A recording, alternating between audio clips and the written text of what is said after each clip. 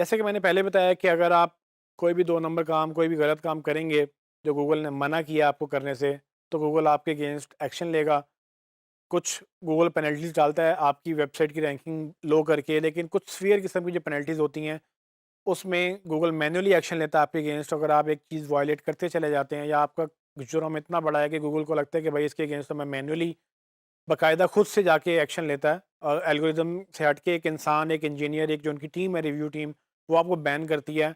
वो एक बड़ी डेंजर सिचुएशन है। अव्वल तो आपको यहाँ तक आना नहीं चाहिए, लेकिन अगर आप आ चुके हैं तो गूगल आपको एक वे आउट भी देता है कि आप किस तरह से अपनी रिकंसिडर करवा सकते हैं।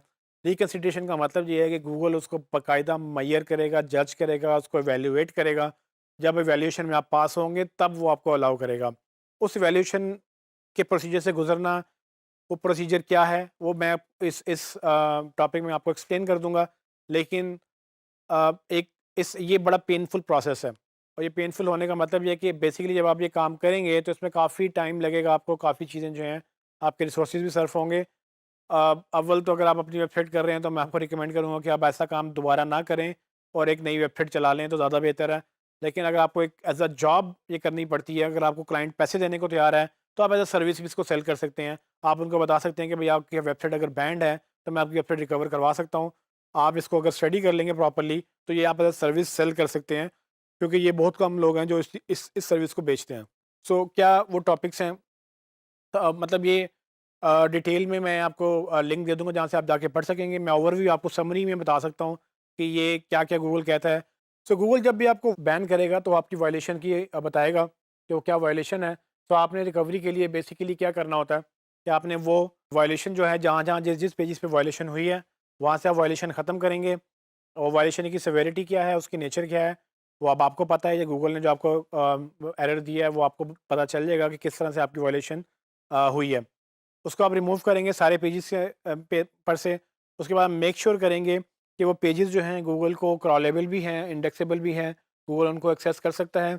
जब आप ये काम कर लेंगे तो आप उसके बाद अपना जो है कंटेंट गूगल को रिव्यू के लिए सबमिट करेंगे।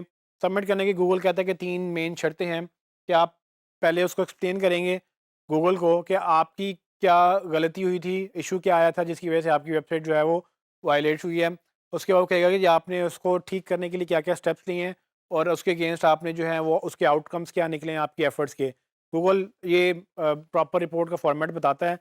इसमें आपको एक चीज़ समझनी होगी कि गूगल ने टोटली प्रोसेस एक अपनी कंट्रोल में रखा है कि अगर वो चाहेगा तो आपको अलाउ करेगा।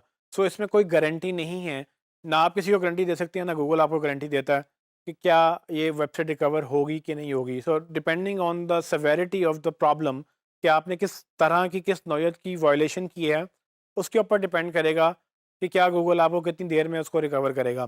तो इसमें महीने भी लग सकते हैं, इसमें दिन भी लग सकते हैं, इसमें हो सकता है कि 1 हफ्ते के अंदर ही आप रिकवर कर जाएँ, अपनी वो वेबसाइट मतलब वो रिज़्यूम करवा लें।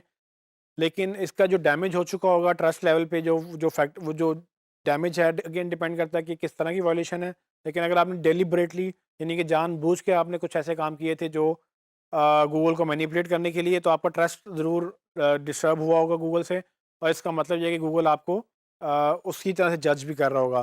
तो एक आम वेबसाइट जो कभी पेनल्टी नहीं हुई उसकी एक ट्रस्ट लेवल डिफरेंट होता है और एक ऐसी वेबसाइट जो जिस पे जुर्म साबित हो चुका है एक दफ़ा और आपने उसको रिकवर किया, उसका ट्रस्ट लेवल डिफरेंट होगा। इसीलिए जो हमारी एसईओ कम्युनिटी में आपको अगर कोई एक्सपर्ट मिलेंगे तो वो आपको यही रिकमेंड करेंगे कि अव्वल तो ये काम करें ही ना जिससे आपको बैन किया जाए। अगर आप बैन हो चुके हैं तो वो बैन को रिकवर करना इतना मुश्किल है कि उससे बेहतर आप उससे 2-4 नई वेबसाइट्स बना लें और उनकी एसईओ शुरू कर दें, क्योंकि वो कम टाइम में ज़्यादा ऊपर आपको रिजल्ट दे देंगी और रिकवरी बेसिकली आपको मुश्किल हो जाएगी।